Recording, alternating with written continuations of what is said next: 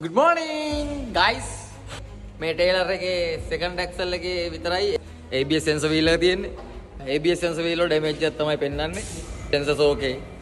Sensor wheel එක replace කරන්න තමයි යන්නේ. බලමු වැඩ යන විදිය.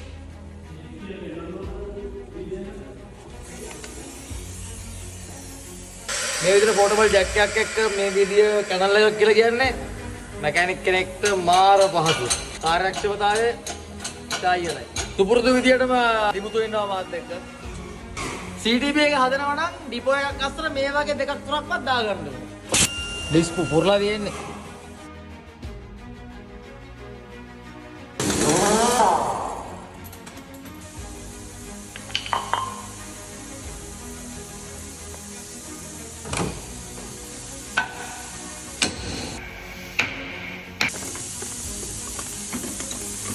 සෙට් එකම මිතුරු වෙලා හබ් එකේදී සෙන්සර් වීල් එක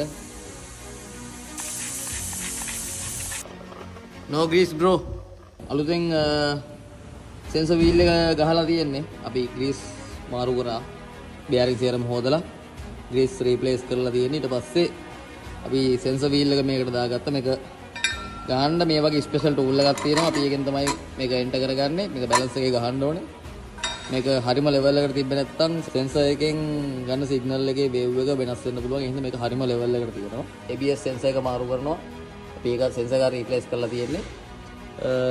ඊට පස්සේ මේක අපි හබ් එක ඔබා ගන්නවා ඇක්සලරේටර්.